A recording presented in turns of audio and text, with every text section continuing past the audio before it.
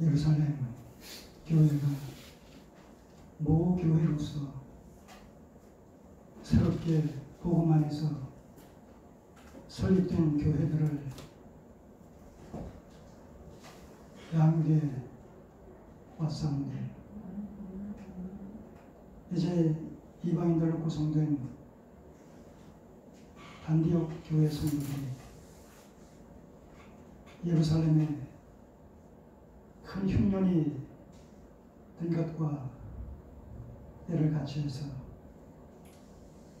정성 어린 보조금을 보내는 내용을 우리가 살펴보게 됩니다. 그리스도의 복음 안에서 유대인과 이방인의 장벽이 무너지고 연합과 일치를 이루며 우주적인 보편의 교회를 이루어가는 것을 보게 됩니다. 현대교회 또한 그 원리 속에서 천상의 교회의 이론들로서 살아가고 있다는 사실을 새삼 확인하게 됩니다. 아버지 하나님, 우리가 무엇이한데 이런 특권과 영광을 베풀어 주시는지요. 약속 밖에 있어서 왔고 무할례자들이며 하나님이 없음으로 말미암아 멸망받을 수밖에 없었던 우리들에게 그리스도 안에서 베풀어 주시는 구속의 은혜로 말미암아 우리도 함께 더불어 지체가 되게 하시고 후사가 되게 하시고 영원하신 그 언약의 참여자가 되게 해주신 것 감사드립니다. 우리 남은 생애를 하나님 앞에 어떻게 드려야 되는지, 어떻게 하나님을 섬겨야 되는지 말씀을 통해서 다시 한번 재확인하며, 또한 말씀을 통해 살아계신 하나님을 만나며 음성을 듣는 복된 은혜의 시간이 되게 하옵소서. 예수님의 이름으로 기도드립니다. 아멘. 안디옥 교회의 부조, 안디옥 교회의 부조라는 제목으로 본문에 입각해서 살펴보도록 하겠습니다. 여기서 부조란 그 경주사 때 십시 일반하는 심정으로 물질이나 또는 금전을 들여서 함께 그런 어려움들을 극복해 나갈 수 있도록 돕는 이런 행위를 일컬어서 보조라고 하죠. 다른 데서는 연보라고도 합니다. 본질상 크게 다를 바가 없어요. 자, 오늘 이 11장에서 마지막 이 부분을 통해서 11장이 마감이 됩니다. 11장은 구체적으로 안디옥 교회가 어떤 맥락 속에서 설립이 되는지를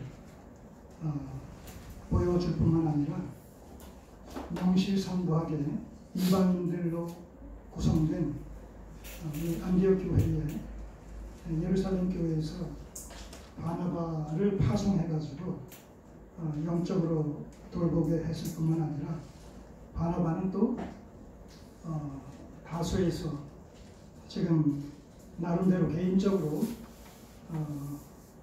주 안에서의 삶을 살고 있었던 이 사울을, 바울을 초청을 해서 함께 동역을 한 가운데 하나님의 크신 은혜로 말미암아 그 안디옥 교회가 짧은 이런 기간이었지만 크게 흥왕하는 이런 모습을 우리가 지난주까지 살펴봤습니다. 특별히 이 안디옥 교회가 새롭게 설립이 되어지는 이 과정과 관련해서 우리는 앞에서 살펴봤듯이 하나님께서 하나님의 손이 저들과 함께 해주심으로 말미암아 이 안디옥 교회가 이렇게 크게 부흥하는, 물론 부흥의 개념은 양적인 성장뿐만 아니라 특별히 질적인 이런 성장을 염두에 둔 표현이다. 이렇게 얘기할 수가 있겠습니다. 이렇게 안디옥 교회를 하나님께서 그 마음에 품으시고 이제 향후에 13장부터 이제 진행되어지는 바울을 통한 이방 선교의 전초 기지로서 요람으로서 이 안디옥 교회를 세우시는 또 보존하시는 필요 충분 조건들을 충족시켜 나가시는 이런 하나님의 보이지 않는 이런 섭리의 손길을 우리가 보게 되는 것이죠. 그 연장선상에서 오늘 본문이 주어져 있습니다. 자, 그렇기 때문에 27절을 보시면 그때의 선지자들이 예루살렘에서 안디옥에 왔다. 이 그때라는 것이 뭐겠습니까? 그 앞부분에 25절부터 한번 살펴볼까요? 25절부터 보시면 바나바가 사울을 찾으러 다소에 가서 만남에 안디옥에 데리고 가서 둘이 교회에 1년간 모여 있어 큰 무리를 가르쳤고 제자들이 안디옥에서 비로소 그리스도인이라 일컬음을 받게 되어진 바로 그 어간에 그 상황 속에서 그 기간 동안에 그 기간과 연관되어져서 그렇게 우리가 이 그때에 대한 의미를 해석할 수가 있겠습니다. 연결시킬 수가 있겠습니다.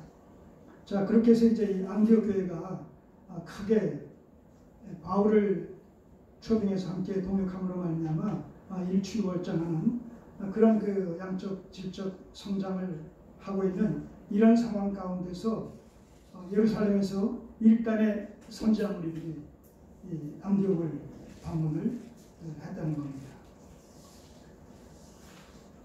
이 신약 시대의 선지자와 구약 시대의 선지자들은 조금 그 사역 측면에서 그의 직임이 다릅니다. 구약의 선지자들은 하나님께서 그들을 택하셨을 뿐만 아니라 주로 그의 입술에 신탁의 말씀을 주셨죠. 신탁의 말씀. 하나님께서 선지자들에게 말씀을 주셔서 그 말씀을 백성들에게 대언케 하셨죠. 그런 의미에서 이 구약의 선지자들이 선포하는 그런 그 신탁의 말씀들의 내용을 보게 되면 대개 모세 언약 속에 담겨진 율법에 대한 순종 여부, 순종했느냐 순종하지 않았느냐, 순종하지 않았을 때는 책망하고 정죄하고 그리고 그 결과로 하나님의 심판이 임해질 것을 갖다가 경고했죠. 그런가 하면 저들이 회개하고 돌이키게 되면 하나님께서 저들을 또 용서하시고 구원해 주시겠다. 이런 내용들이 주로 구약 선지자들의 사역의 내용이었습니다. 신약에 들어와서 이 선지자라는 이런 그 은사와 직분이 주어지는데 특별히 신약 시대의 이 선지자는 교회 설립과 밀접하게 연관이 되어 있습니다. 사도와 선지자들의 터 위에 세워진 교회. 자, 여기 손을 넣으시고 에베소서 2장 20절을 보시면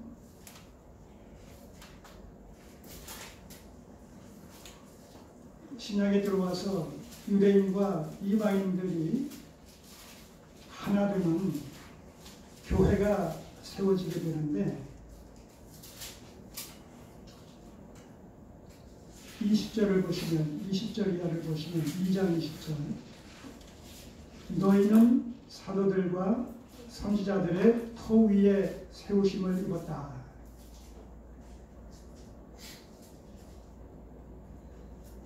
바로 교회 설립과 관련해서 결정적인 역할을 했던 은사, 직분이 사도이지 않습니까? 그런데 이 사도와 복음가는 교회 설립의 중요한 은사와 직분자가 직임이 뭐냐라고 했을 때 이게 선지자다. 그래서 이 선지자는 예언을 할 뿐만 아니라 하나님의 말씀을 사리분별해서 가르치는 그 엄밀한 의미에서 사도들의 이런 사역의 내용과 크게 다르지 않은 그런 부분들이 선지자들의 사역 속에 포함되어 있다는 거예요. 자, 그러니까 교회가 세워지는 과정 속에서 초대교회가 세워지는 과정 속에서 한시적으로 필요했던 은사가 사도의 은사요, 선지자들의 은사, 선지자 은사다. 자, 그러면 교회가 세워지게 되면 그 은사는 더 이상 필요하겠습니까? 필요하지 않겠습니까? 필요하지 않은 것이죠. 유효기간이 끝나게 되는 거죠. 자, 그렇기 때문에 현대교회 속에서 사도의 은사와 사도의 직임이 계속 주어집니까? 그렇지 않습니까? 없어요. 선지자들은요, 마찬가지. 우리가 이단시하는 그런 교파 중에 몰몬교라고 있어요. 몰몬교. 미국에 가면 몰몬교가 있어요. 그 몰몬교라는 마릴성도 예수 그리스도 교회라고 그렇게 긴 이름이 붙어 있는데, 그 몰몬교회 가게 되면 사도들이 지금 지도자들로 사역을 하고 있단 말이에요. 성경 전체에 점진적인 구속사의 진행이라는 이런 맥락 속에서 구약시대의 예표적인 것이 신약시대의 실체가 되어지고, 또 한시적으로 교회시대와 연관시켜서 주어졌던 은사들이 교회가 온전하게 세워지는 그런 과정 속에서 더 이상 존재 의미가 사라지게 되는 이런 과정을 알지 못하고 늘 입체적으로 접근하지 못하고 평면적으로 수평적으로 성경에 접근하다 보면 성경이 있기 때문에, 신약이 있기 때문에, 구약이 있기 때문에 오늘날도 있을 수 있지 않느냐, 이런 단순한 어떤 논리 속에서 해석을 하고 적용을 하는 이런 경우가 많습니다만 그렇지 않다는 것이죠. 자, 그래서 이 선지자들은 사도의 직분과 더불어서 교회가, 초대교회가 든든히 세워지는 일에 크게 일조했던 그런 인물들이다. 이렇게 우리가 일단 정리를 할 수가 있겠습니다. 자, 다시 사도행전으로 넘어오셔서, 그래서 일단의 선지자들이 예루살렘에서 안디옥에 이르렀는데, 그 무리 중에 한 사람 아가보라고 하는 선지자가 성령으로 말하되, 성령의 감동을 입고, 구약적 표현은 신탁이라는 그런 단어로 이것을 해석할 수도 있겠어요. 성령의 역사로 말미암아, 성령께서 감동을 주시고 성령께서 말하게 하심으로 말미암아, 구약적인 의미로서는 신탁을 받아서, 자, 그렇게 해서, 그러니까 자의적으로 얘기하는 것이 아니라는 얘기죠. 여기서 얘기하는 것은 자의적으로 미래를 얘기하는 이런 선지자나 그런 그 선지자들은 성경에서 뭐라고 그래요? 거짓 선지자라고 그러죠. 거짓 선지자. 하나님께서 그 입술에 말씀을 주시지 않았음에도 불구하고 스스로가 사단의 영향을 받아서 하나님의 뜻을 전하는 양, 예언하는, 또 말씀을 전하는 그런 경우들이 구약적 배경 속에서 많이 있지 않습니까? 그렇지 않다는 것이죠. 여기서 성령으로 말하되 라는 것은 하나님께서 그렇게 말씀하시도록 그에게 미래에 어떤 사건이 일어날 것을 보여주셨다. 성령으로 말미암아서 말하는 것이지 자의적으로 말하는 것이 아니다. 그런 의미가 되겠습니다. 성령으로 말하되 천하가 크게 흉년이 들리라 하더니, 천하가 흉년이 든다.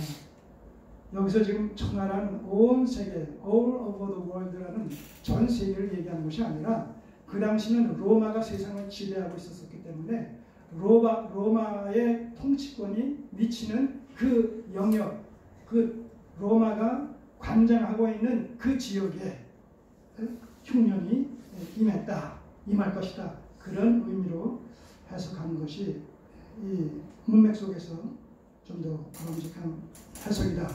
이렇게 말씀드릴 수가 있겠습니다. 아가보로 하는 한 사람이 일어나서 성령으로 말하되 천하가 크게 흉년이 들리라 하더니, 글라우디오 때에 AD 41년에서 54년 사이에 로마의 황제였던 인물입니다. 41년에서 54년 사이에 이 글라우디오 황제 때에 그렇게 됐다. 그때 큰 흉년이 있었다.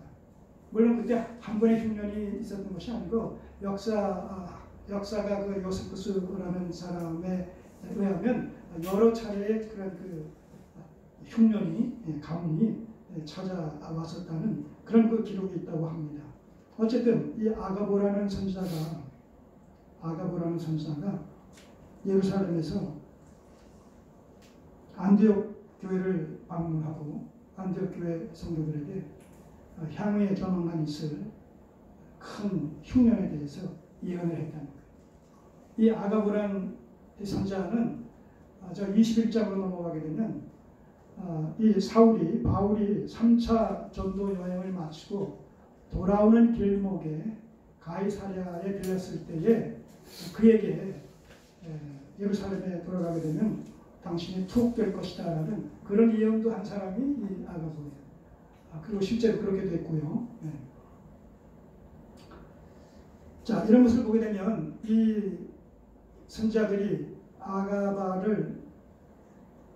아가보를 포함한 일단의 선지자들이 왜 예루살렘에서 안디옥에 갑자기 왔겠냐라고 했을 때 특별한 분명한 어떤 이유를 우리는 발견할 수는 없지만 28절 아가보가 향후에 있을 흉년에 대해서 예언을 했다라는 것과 관련해서 그리고 그 흉년이 들었을 때 안디옥 교회 성도들이 부조금을 모아서 예루살렘 교회에 보냈다라는 이런 전체적인 맥락 속에서 봤을 때 이 아가보를 위시한 일단의 선지자들이 예루살렘에서 안디옥을 찾아온 그런 배경에는 바로 이 흉년과 밀접하게 연관이 되어 있고 흉년이 들 때에 너희들이 예루살렘 교회를 좀 도와야 되지 않겠느냐. 자, 이런 어떤 암시를 주고자 하는 그런 의미에서 이렇게 오지 않았나. 이렇게 우리가 한번 유추 해석을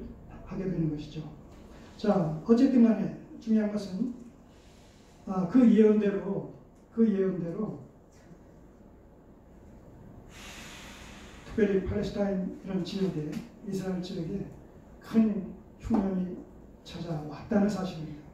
성경 속에서 때때로 흉년이나 전쟁은 하나님의 뜻을 이루시는 하나의 수단과 방편으로 선용되는 것을 보게 됩니다. 이때의 이 흉년으로 말미암아서 안디옥 교회가 예루살렘 교회에게 어떤 태도를 취했는가, 그리고 그 태도는 안디옥 교회와 예루살렘 교회 사이에 어떤 의미가 있는 것인가, 이런 것을 우리가 한번 고려해 본다면 이때의 흉년은 단순한 자연재해가 아니라 거기에 계시적인 구속사적인 어떤 의미가 담겨 있지 않나, 그런 생각을 해보게 됩니다. 왜냐하면 이 사건의 연장선상에서 13장에서부터 사도 바울이 이방 선교를 본격적으로 시행하게 되는 그런 계기가 마련되어지는 것으로 말미암아 오늘 이 본문의 말씀이 그 13장부터 시작되어지는 사도 바울로 말미암는 이방 선교의 내용을 소개하고 있는 하나의 도입부요, 하나의 서론 부분에 해당된다라고 우리가 전체적인 맥락 속에서 정리를 할 수가 있기 때문에 그렇습니다. 그래서 이때 이 흉년이라는 이 의미는 단순한 그 흉년이 아닌 하나님의 크신 경륜 속에서 선하신 뜻을 이루기 위한 섭리적인 하나의 방편으로 사용되어진 것이 아니겠는가, 그런 생각을 충분히 하게 되는 것입니다. 자, 그래서 이제 흉년이 들었어요. 29절 30절은 바로 이 흉년과 연관시켜서 안디옥 교회 성도들이 예루살렘 교회 성도들에게 부조를 보내는 그런 내용이 여기 소개가 되어 있습니다. 자, 한번 살펴보죠. 제자들이 각각 그 힘대로 유대에 사는 형제들에게 부조를 보내기로 작정하고 이를 실행하여. 자, 자, 작정하고 실행했다. 이 문맥을 보거나 또 고린도 후서에서 이 연보를 보내는 이 고린도 교회에게 연보를 보내는 이런 내용과 이렇게 연결을 시켜보면 바울이 그런 얘기를 합니다.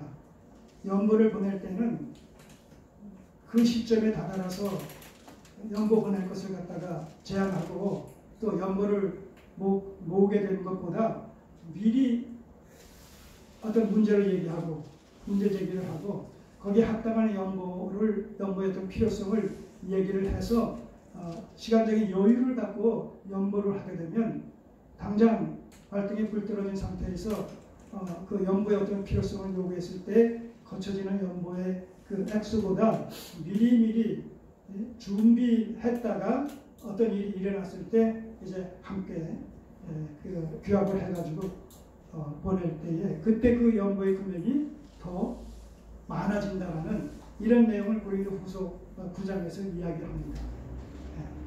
그래서 1년 전부터 거기서 이제 연보를 하는 그런 그 내용도 소개가 됩니다만 여기서도 보게 되면 선지자 아가보가 와서 흉년을 예언했을 때에 그것이 이내 흉년이 든 것이 아니라 몇 년 후에 흉년이 들었다는 사실 우리가 문맥 속에서 확인하게 되지 않겠습니까? 자, 그러면 그 예언한 그 시점부터 이 안디옥 교회에서는 이 구조를 조금씩 이렇게 모아가다가 이제 그렇게 되면 흉년이 오면 이제 본격적으로 그것을 정리를 해서 규합을 해가지고 보내지 않았나 이런 그 생각을 충분히 하게 된다는 것이죠. 본문 속에서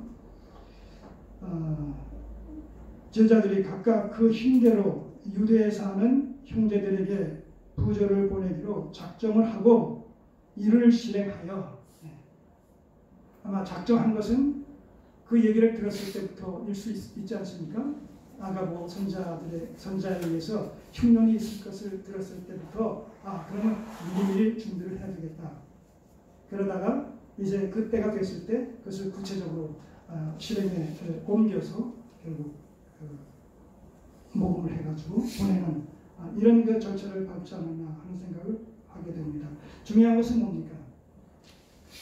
부조를 보냈다라는 것보다도 그 부조를 보내게 되는 그 배경, 안디옥 교회 성도들의 마음가짐, 거기에 우리가 초점을 맞춰야 되는 것이죠. 자, 안디옥 교회와 예루살렘 교회 사이에서는 유대인과 이방인의 어떤 그 장벽이 허물어지기 이전에 이방인들에 의한 교회가 세워진다는 사실은 예루살렘 교회 입장에서는 이해할 수 있었어요? 없었어요? 없었어요.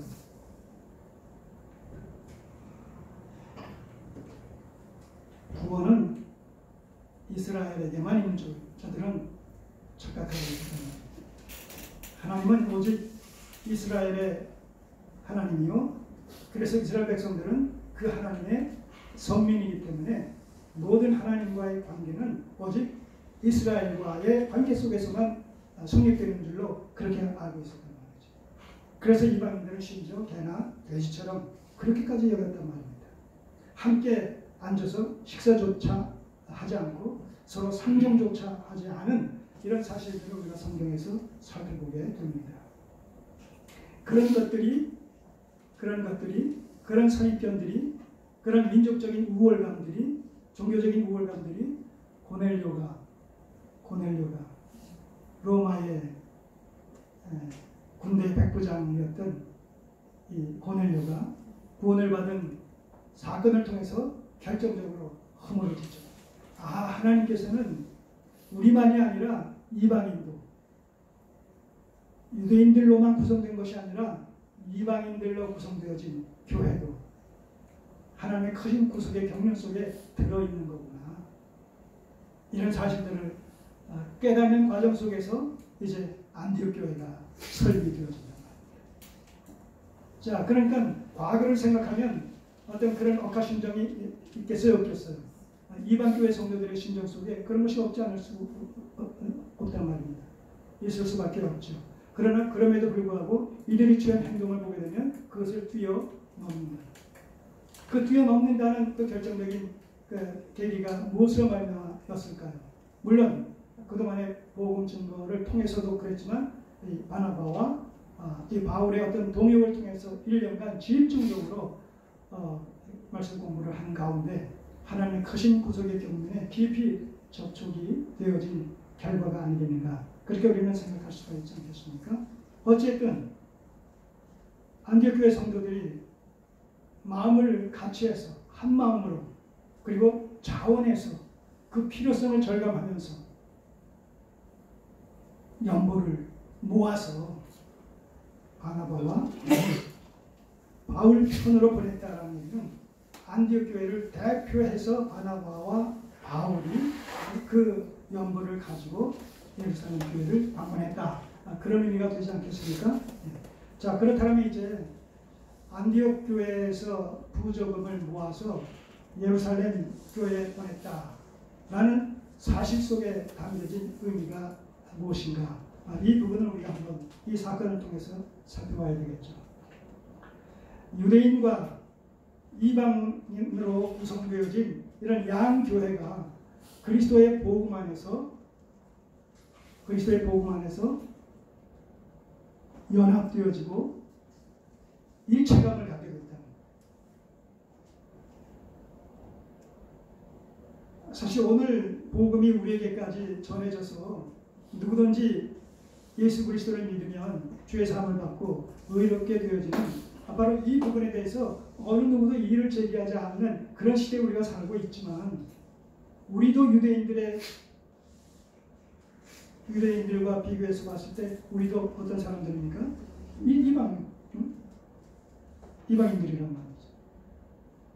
오늘 우리가 아무런 격이 없이 예수 그리스도를 믿음으로 말미암아 하나님의 자녀로 편입될 수 있다라는 이런 사실이 과거에 그렇게 되어지기까지의 과정을 우리가 역사 속에서 회고해 본다면 엄청난 시련과 고난과 또 많은 희생과 이런 것이 투자된 결과로 말미암아 그렇게 되어진 것이다. 하루아침에 자연스럽게 그렇게 된 것이 아니란 말입니다. 자, 그런 의미에서 당시 안디옥 교회가 그런 어떤 그 차별성을 극복하고 예루살렘 교회로 말미암아 결국 뭐예요? 복음이 전해진 것 아니겠어요? 예루살렘으로부터 시작되어지고 유대와 사마리아와 땅끝까지 이런 어떤 점진적인 절차와 과정을 밟아서 복음이 전 세계를 향해서 전파되어지는 것을 우리가 보게 되지 않습니까? 하나의 공식처럼 과정을. 자, 그렇게 되어졌을 때 안디옥 교회 성도들의 구원은 예루살렘 교회 성도들의 복음 증거와 불가분리의 관계성이 되고 있단 말이죠. 그래서 한편으로는 그런 차별성으로 말미암아 손에 들 수 있는 그런 그 기억을 가질 수 있지만, 결과론적으로 보게 되면 뭐예요? 그들로 말미암아서, 그들로부터, 그들을 통해서 복음이 나에게까지, 안디옥 교회까지 전해진 사실로 말미암아서 크게 감사할 수밖에 없고, 또 하나님을 섬기는 그 신앙도 마찬가지지만 이런 그 구제 행위나 모든 그 신앙생활 자체도 궁극적으로 무엇에 근거해야 된다고요? 구원론에 근거해야 된다. 하나님께서 그리스도를 통해서 나를 죄 가운데서 구원해 주심으로 말미암아 영벌에서 영생으로 옮겨지게 됐다라는 이 구원론적 사건, 이것이 기독교 신앙의 근간이고 그 다음에 출발이 되어져야 됩니다. 이 구원론이 바르게 성경적으로 정립이 되어지지 않으면 기독교 신앙도 결국은 우상숭배적인 이교도적 신앙과 본질에서 크게 차이가 없게 됩니다. 기독교 안에서도 많은 사람들이 기복주의 신앙을 갖고 있다, 기복주의 신앙이 문제다, 이렇게 이의를 제기하는 이유가 어디 있습니까? 바로 하나님을 섬기되 그 하나님을 이교도들이 우상을 섬기듯 그런 심정을 가지고 하나님을 섬기면 하나님이 성경에 계시된 그 하나님이 아니라 사람의 손으로 만든 하나님이란 이름을 가진, 이름이 붙여진 우상이나 다른 것도 말입니다. 이 사실을 깨닫지 못한다. 기독교도 타 종교 중에, 여러 종교 중에 하나인 것을, 이게 이제 대학교에서 비교 종교 학이라고 해가지고 배우는 것이 그런 거란 말이에요. 기독교도 여러 정파 중에 하나의 정파고 그렇게 가르침을 받으니까 여러 정파의 창시자 중에 하나인 것처럼 기독교의 창시자가 바로 예수입니다. 예수다. 이런 식으로 가르칠 수밖에 없지 않겠습니까?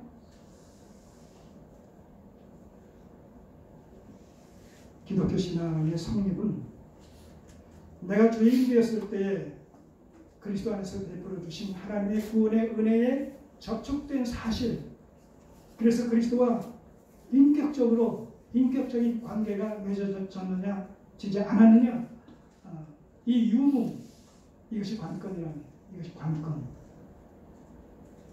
그래서 기독교 신앙의 정체성은 구원론적인 신앙이에요. 구원론적인 신앙. 기독론에 입각한 구원론적인 신앙.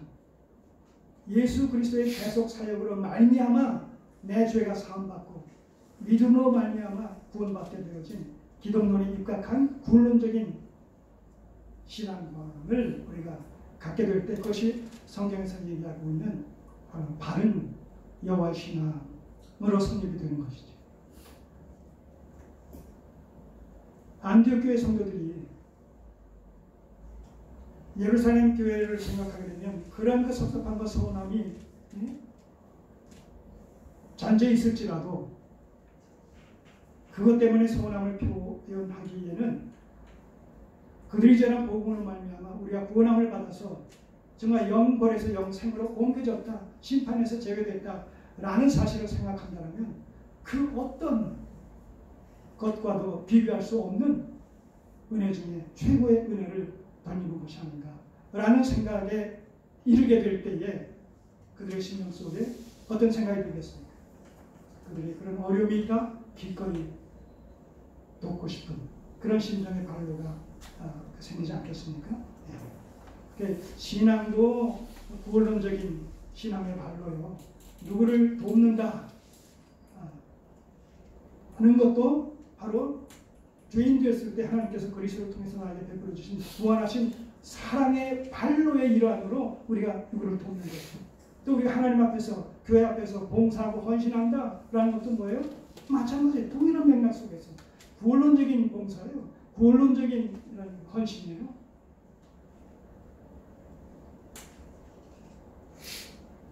구원받은 사실이 전제되어지.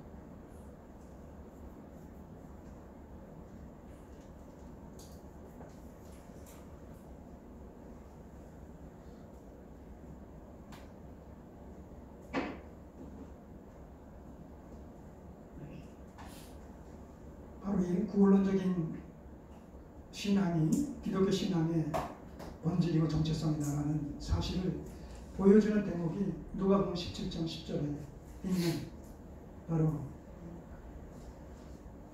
뭐예요? 무익한 종의 고백이라고 합니다. 내가 마땅히 할 바를 행할 뿐입니다. 마땅히 할 바를 했을 뿐입니다. 종이 열심히 일했다고 해서 보상해 줍니까? 아니에요. 종이 열심히 일하는 것은 뭐예요?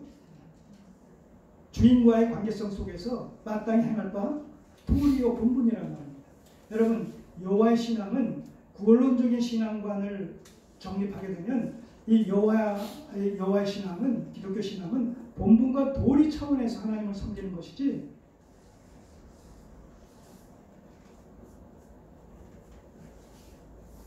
어떤 대가를 바라고 어떤 보상을 바라고 조건부적으로 하나님을 섬기는 신앙을 내가 갖고 있다면 근본에서부터 내 신앙의 정체성을 다시 한번 점검해 봐야 될 필요가 있어요.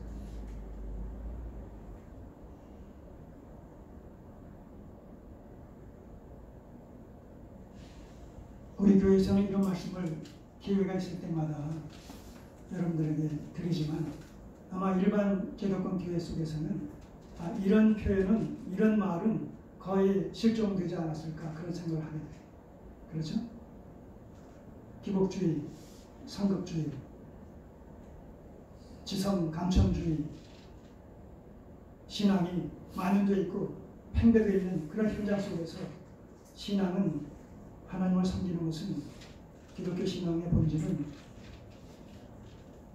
본분과 도리지 보상과 대가의 개념이 아닙니다 라고 얘기한다면 그 받아들여질 수가 있겠습니까? 그럼에도 불구하고 또 하나님께서 은혜를 베풀어 주셔서 우리의 수고에 마땅히 행할 바임에도 불구하고 그 수고에 은혜로 플러스 알파의 어떤 것을 상을 주신다. 그런 감지덕지한 것일 뿐이죠. 그것 자체를 우리가 목적 삼고 그것을 위하여 그것 때문에 조건부적인 심정을 가지고 이 땅에서 하나님을 섬긴다 라는 것은 성립될 수가 없다는 거예요. 구원론에 바르게 접촉이 되어지면 그 무익한 심정의 고백이 나오지 않을 수가 없어요. 나 같은 죄인 살리신 그 은혜가 너무나 크고 놀라워. 자, 그렇게 찬송 부르면서 내 행위에, 내 수고에 대가를 주셔야 됩니다 라는 심정을 갖는다는 것은 있으면 어불성설 아니겠어요? 그런데 현실 속에서 그런 사고가 만연되어 있단 말이죠. 만연되어 있단 말이죠.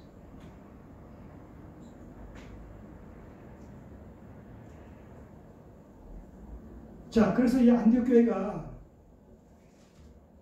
예루살렘 교회에게 그들이 흉년으로 말미암아 어려움을 겪는다는 사실을 이제 현실적으로 접하고 그동안 모아왔던 이 부조금을 이제 정리해서 아마 상당한 금액이라고 생각이 되어지는데 보냈단 말입니다. 그렇게 보낼 수 있었던 안디옥 교회 성도들의 심정, 그리고 그것을 안디옥 예루살렘 교회가 받았어요? 받지 않았어요?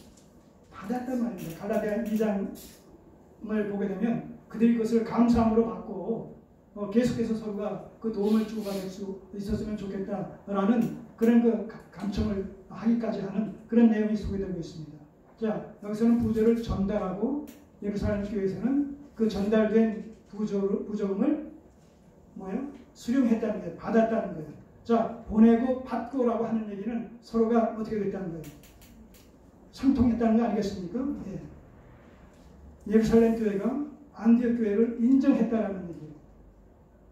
안디옥 교회도 또 예루살렘 교회에게 복음의 빚진 자의 심정을 가지고 감사함으로 또 마땅히 행할 바의 도리로서 부조를 또 보냈다라는 사실이 피차 간에, 양 교회 간에 이것이 공통적으로 수납이 됐다는 거죠. 그래서 이제 두 교회는 더 이상 개별적인 교회가 아니라 하나 된, 그리스도의 복음 안에서 하나로 한 몸된, 한 지체된 연합과 일체감을 이룬 보편의 교회의 일원으로 동참하고 있다는 사실을 바로 이 부조 사건을 통해서 우리가 확인하게 됩니다. 오늘 우리도 마찬가지입니다. 현실 속에서 우리가 아시는 것 중에 하나가 바로 이 땅에서 소위 개혁교회를 지향한다, 말씀 중심의 신앙을 지향한다 라고 했을 때 그런 교회들과 더불어서 함께 연합하고 일체가 되어지는 가운데 그야말로 천상적인 보편의 교회를 지향하는 그런 그 교회 간의 교제가 있어야 되는 거예요. 우리는 독립교회면서 동시에 공동체적인 그런 그 성격을 띤 보편의 교회다라는 사실을 늘 우리가 염두에 둘 필요가 있는 것이죠.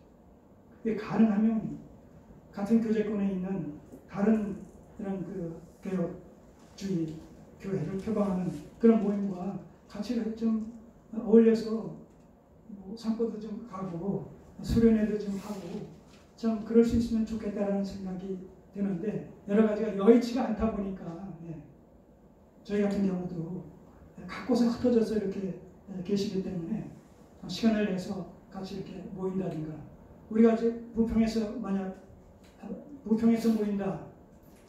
아니면 저 뭐 대구에서 모인다. 할 수 있겠어요?